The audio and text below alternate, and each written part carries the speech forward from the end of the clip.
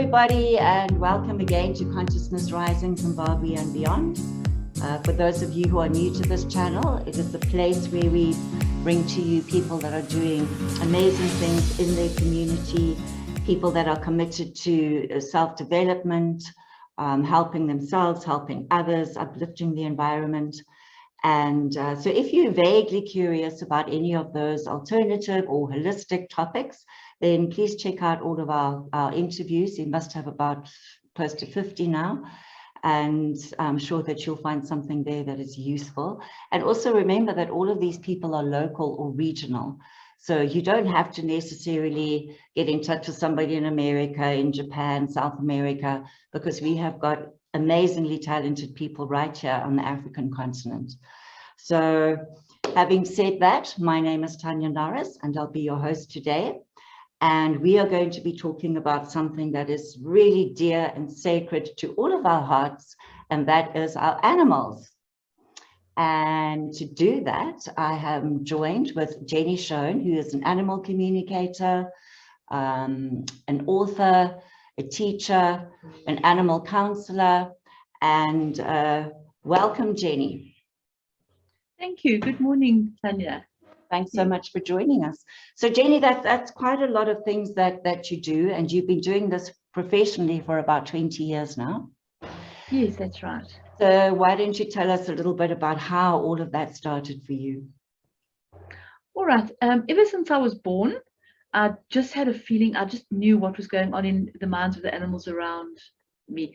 It was only much later that I discovered I was doing this to strange animals that would come in, strays, and to the neighbors' animals. And it was through actually the loss of one of my little dogs that I went to complete pieces, and I didn't know how to get through the next hour, let alone the next 20 years without her in my life. So I started investigating, and I discovered animal communication, telepathic communication, that is. And everybody, really, every single person is born with the ability. It's not a gift that anyone's got. Everyone's born with the ability. But as you get older, you tend to forget it. People tend to say, don't be ridiculous. This is a dog. It can't talk. Or that's just a cat. What does it know? And eventually you believe that yourself. And I discovered, through my investigation, I discovered a course that was being run on the Isle of Man. So I went on the course to fine-tune my abilities to be able to communicate more effectively with the animals in my life. Okay.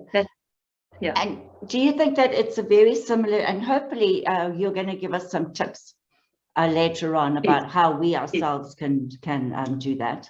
Do you think that it's a similar way that would you say it's like a psychic ability, the same way that we might communicate with people who have passed over? If you can communicate with animals, then surely you can do that with humans. And absolutely, yes. Okay. It's very similar. It can be called a psychic, but people, there's a lot of bad connotation to the word psychic. But it's very similar. You connect with the soul of the animal you're working with, and you can pick up feelings, thoughts, emotions, just as the same way that they pick it up from us. Okay. Our animals pick up whatever's going on with us. They pick up from us as well. That's actually one of my questions that I wanted to ask you is, when we talk about animals, obviously they have their own traumas and issues and things. Yes. But how much, I look at parents who've got highly strung children, and it's normally because the parents are highly strung. And it's the same with animals. So I often look at animals, even my own animals, and I just sort of wonder, is this your behavioral problem or is it mine? Are they picking up my stuff? Yes. So how do you figure out what is the animals and what is the owners? They definitely mirror what's going on with us. So very often when I go to do a consultation with an animal, within 5 minutes, I could, just through connecting with the animal, before I've even asked a question, I can normally tell what's going on with the humans in the family.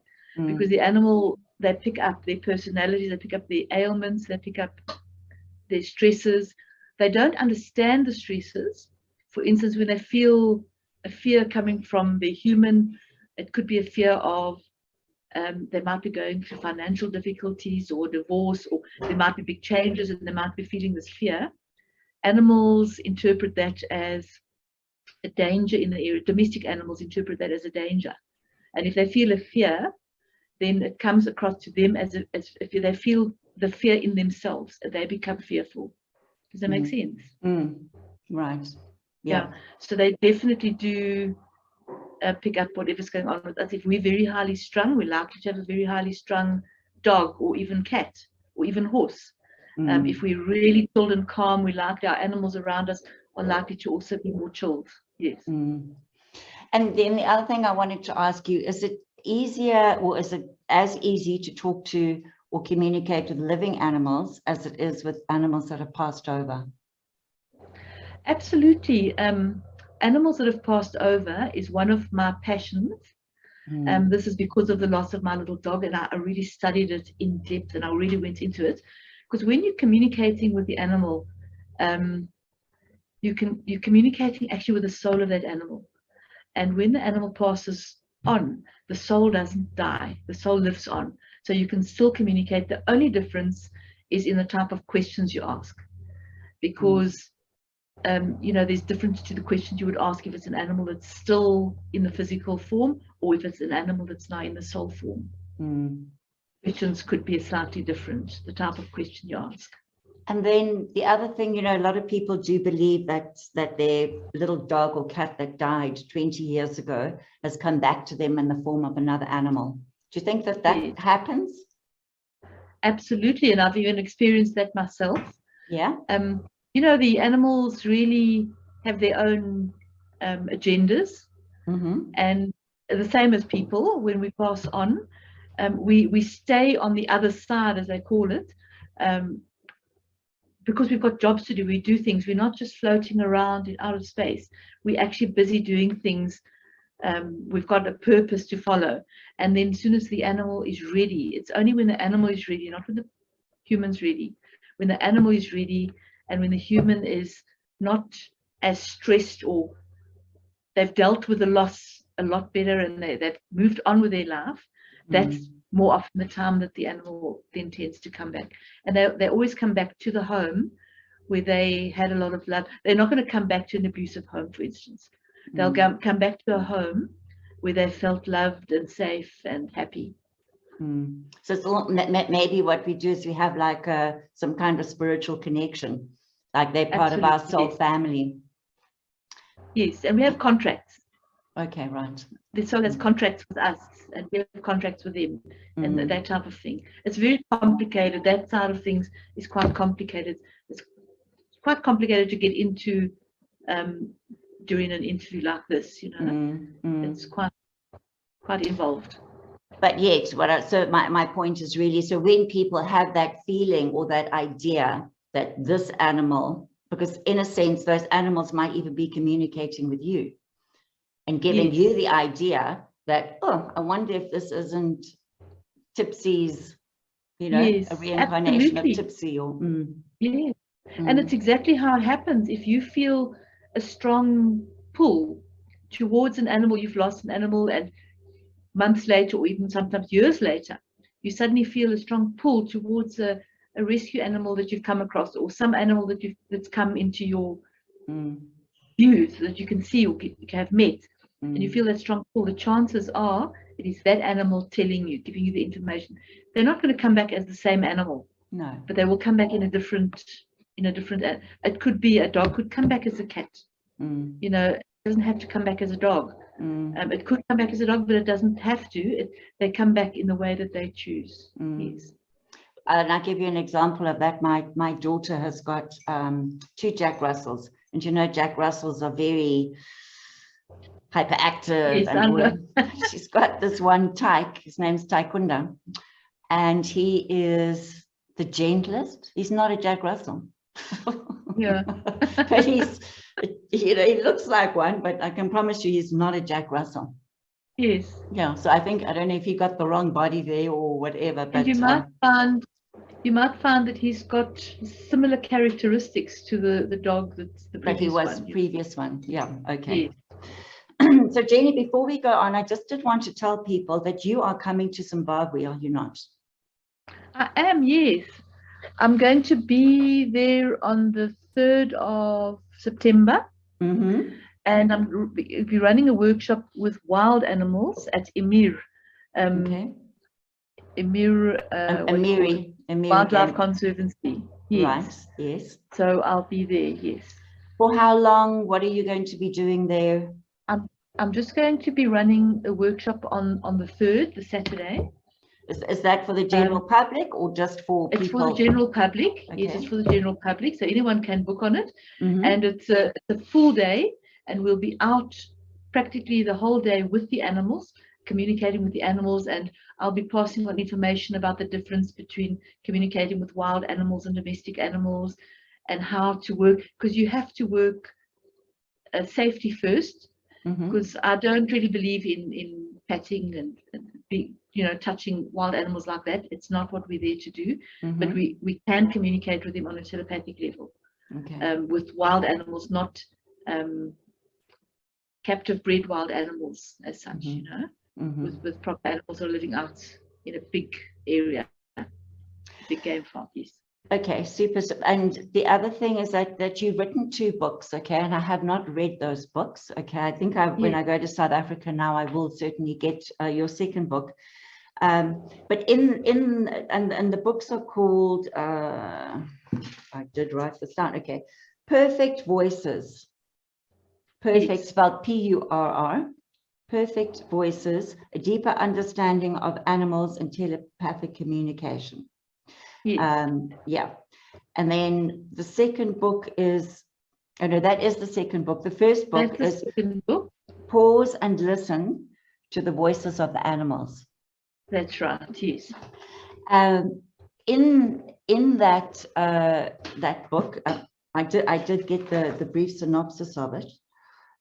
You have a whole list of things. So you do domestic animals, you do wild animals, you do the spirit of animals, you also do the little creatures, horses. Yes. So in the book, you've got categories for every single different thing. That's right, yes. Yeah, oh, super. And where can we get those books? You can get that. They are available on Amazon, on all the Amazon sites around the world. People can just go into Amazon and then Google books by Jenny Shone or whatever, and they'll find there.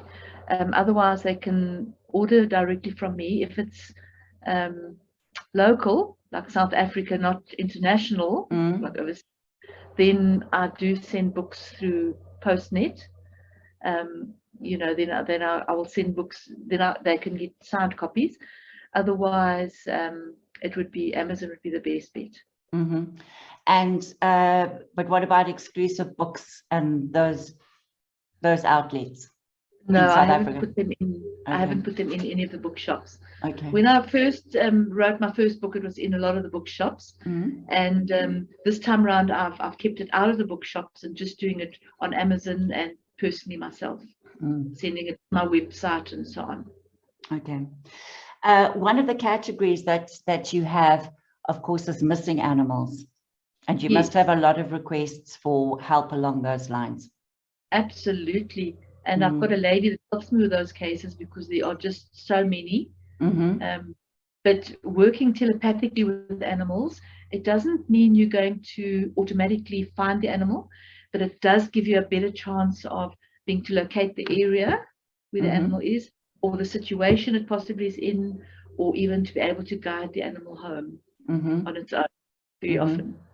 But in a case of where an animal's been stolen, then it's a little more complicated, because then you need to get more details to be able to give the human some idea of where to actually start looking.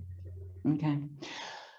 Jenny, what can the owners do for themselves, I mean, to help the cause when one of the animals goes missing? Because it's now highly stressful. Yes, it's extremely stressful. The first thing that I always say to people is picture the animal surrounded by a bubble of white light. Picture the animal inside that white light, because that white light very often provides a protection while it's out there, Mm-hmm. and then very often it can follow that light and come back home on its own. Mm. So that's the first thing I always do, Mm-hmm. is say to people this is what they need to do.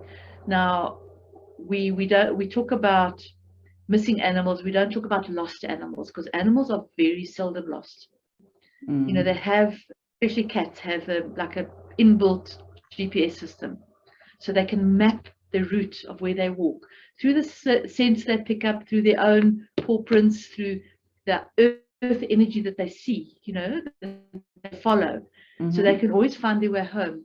However, if they are abused, neglected, or traumatized in any way, or in an accident, that often derails them, and then they lose their ability to find their way home. Or if they're stolen, if somebody puts them in the boot of a car and takes them off, they don't have a clue where they are. Very often they can still find their way back, but sometimes not so easily. Yeah, so they're often not lost, but they're not lost, they're just missing. Okay. Yes. Right. So I want to talk to you obviously about dogs, cats, but before we do that, I want to talk to you about horses. Okay. We have got a very big horse community here, and whether it's jumping, dressage, and yes. Yeah. So what can you say? What can you tell us about horses? And maybe give us some tips on the best way maybe to communicate with your horse. Okay. Horses, as you know, are incredibly sensitive. They are very deep. They actually help connect us with our own soul. They work on a very deep soul level. But they need very firm but gentle handling, if you know what I mean. If you are insecure when you're working with horses, they lose their respect. So you need to be very consistent, and very firm but very gentle to their thoughts. And the main thing you need to do when you work with any animal, but particularly horses, is to feel in yourself. Now, when we say we're communicating with animals, it doesn't come from our heads. We're not thinking about what we're doing or what we're feeling or what we're hearing. We're feeling it. It's going through our heart. So we need to open our heart, get out of our head, and feel what the emotions of the horse that we're working with. Can I tell you a little horse story quickly? Yes, I'd love a horse story. Of a client that I had. It was a pony, actually, a little pony, and the pony was a lovely, spirited little mare. But suddenly she went very stubborn, and she wouldn't move, and she started biting, and if she tried to move her on and get her to try and walk forwards, she would lash out with her hind legs and kick, and she just wasn't responding at all.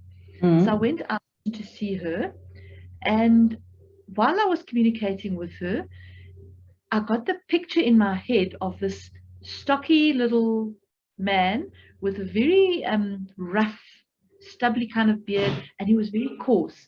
And while I was getting this description, I felt a lot of anxiety. So I could put the two together, and I said to them, who is this man? I gave them the description, and I said, your horse really has a lot of fear and doesn't like this person.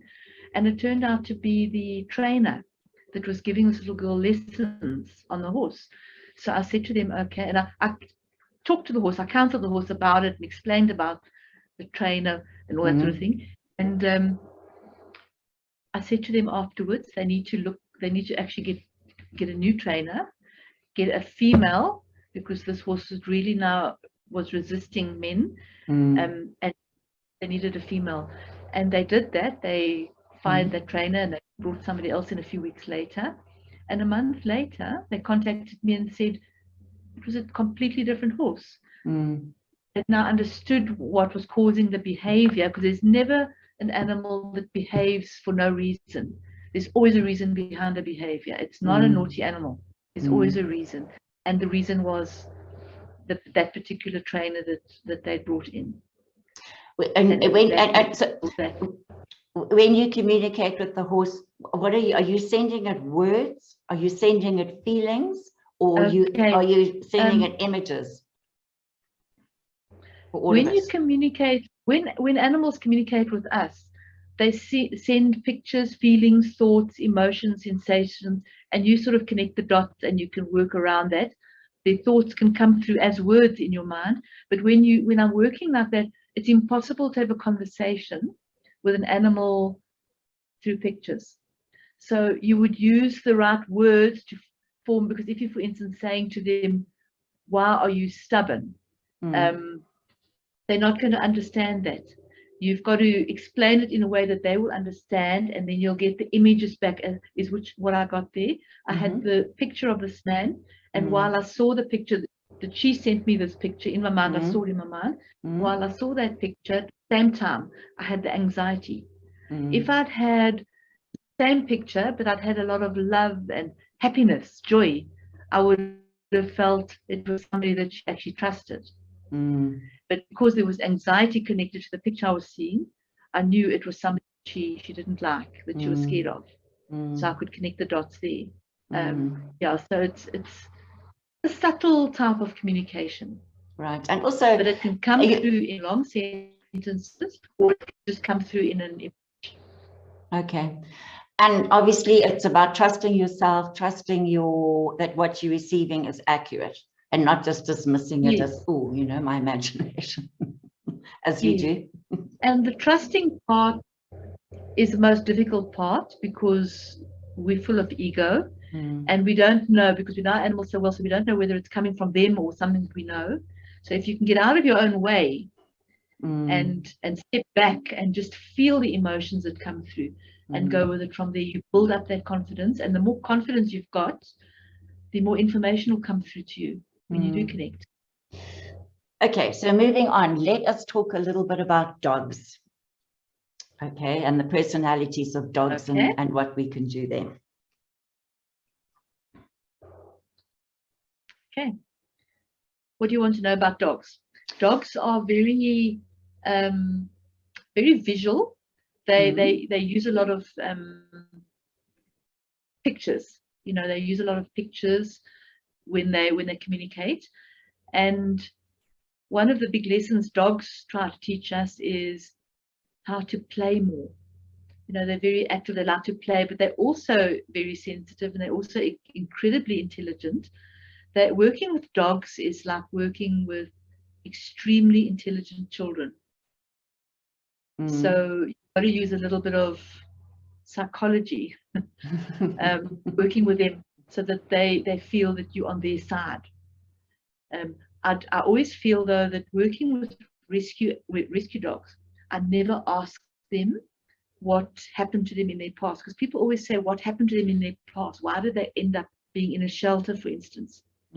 And if you ask, but for asking them a question like that, in order for them to give me the information, they have to basically relive that experience, and that can be too traumatic. So I never ask that question of them. I just let them tell me what they're willing to tell me, and sometimes snippets will come through and we'll work with that, but I will never ask them to explain, you know, what happened to them. A client of mine that I've been working with her horses for a long time came to me and said to me she's got a problem with her German Shepherd dog. While she's busy on her computer, the dog keeps coming in and grabbing hold of her arm and actually pulling her till she goes outside to play with him. And she doesn't know why he's doing this, and she hasn't got time because she's busy working. She'll play with him later. So I thought I'd check up for her and see what was going on with him. And it turned out that he wasn't the one that wanted to play. He felt that she needed to play. She'd been long enough in front of her computer, and he felt it was not good for her to be in the computer all the time. And he was trying to get her away so she would play to relieve some of her stress before she went back to the computer again. So that he was helping her, but she misinterpreted his meaning. Yes. So it's very interesting working with dogs, and each one is different. Each one's got its own personality. They're all different. So it's when you notice a change in the dog's behavior, or they just sort of out of the blue start doing something bizarre. Yes. Okay. Yes. Yeah. I just want to talk to you a little bit about cats. So cats are my favorite. Yes, I've got like 6 cats. and I love cats. I've also got Okay. dogs, but cats are my thing. Yeah, so what is different about a cat? That's a real thing, yes. Yeah, I've always felt that they contribute a lot towards healing, not just me, but you know, if I have clients over the years, I find that the cats then come to be whenever a healing is going on or a counseling, the cats are there. I don't know how they sense it, but they do. Yes, yes, they do. Cats are work very much with energy and with emotions. And but with cats, you've always got to, when you're counseling a cat, you've got to let the cat, for instance, if you're introducing a new cat, you need to let your cat think that they've made the decision. So whatever you're working with them, they've got to be in control. You've got to swing it. I call that kitty psychology that I do. But cats they work very much with the emotions, sensations, emotions, that type of thing. And very often when somebody is ill, if people are really about to pass on, a cat will often sit with them and give them comfort in the last days or weeks or however long it is. But there are also cases when cats will move away from somebody that's ill. And some people think this is because they don't care, and it's not. It's exactly the opposite. One of the big things to a cat is respect. So very often if there's somebody that's going through a bad time, the cat will move away from them to respect their own space so that they can heal themselves, while sending energy. Because very often when a cat is near you, you're receiving the energy from that cat. When they sit on your lap, they're needing you. They are actually replacing some of your negative energy with positive energy. And it's also healing that they do, yes. And I can testament to that. I have one little cat, Phoebe, who will come and sit. She sleeps on my bed, the only one who sleeps on my bed, and then she'll come and plonk herself on my chest. I just think, now what's going on? But then intuitively, what I think is, well, maybe I'm coming down with something. Maybe I'm ill. And she's coming to help me with that. I'm not even aware that I might be ill, you know? Yeah. Yeah, it can happen, but it's more likely that she's coming to connect with you on a deep level, to send love, really.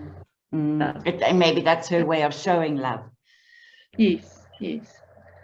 Because a lot of cats don't like cuddling. They don't like you to hug them or, you know, hold them too close. They get a bit claustrophobic. So that is their way. They don't need to have that physical hugging that we always have to do as humans. So their way of showing their love is by just sitting on your heart center, and sharing their love with you. And she's probably more likely purring while she does it. You know, purring can also be a sign of stress or pain. So there are different types of purrs with cats. It's not all purrs or happy purrs, but if there's a cat sitting on your chest and purring at you, that would be a happy contentment. Yes. Yeah. So now, Jenny, you do online workshops. Tell us a little bit about that. I do. I've got the animal communication workshops. I've even got a healing workshop that sits as a home study course, where I would send the information. People would go through the information. Then I've got assignments there of animals with questions that they would then work through and send them back to me. And then I'd give them feedback. And it's not about whether you're right or wrong. It's not about passing a test. It's about creating the space, doing the work, because what it really is we are so tuned into working with our left brain. We analyze everything, we function everything. Our right brain goes to sleep, and our right brain is the intuitive side. So this is all about opening the intuition and opening up the telepathic channels that we were born with, and then starting to do that and work from there. So just by doing the actual assignments, you are starting to open those channels, and I give exercises and tips of how to creative things that you do, because it's with your creativity that you start opening your intuitive abilities. Okay, right. And so people can, have you got a website? How do people find out? How do they sign up for that? They can contact me on my email address, Mm-hmm. which is Jenny, Jenny, at animalhealing.co.za. Okay. Or they can go to the website, which is www.animalhealing.co.za. Okay. I will put all of those links in the bottom of the description of this video. Yes. Yeah. So they'll be able to find you there. And then just remind us, you will be here in September. Give us those dates again. The workshop will be on the 3rd of September, Saturday, the 3rd of September. Okay, Saturday the 3rd. If the workshop is fully booked, the first one, because we only take a limited number, then I will open up and do another one on the Saturday, on the Sunday as well. But for now, we're focusing just on the Saturday. Yeah.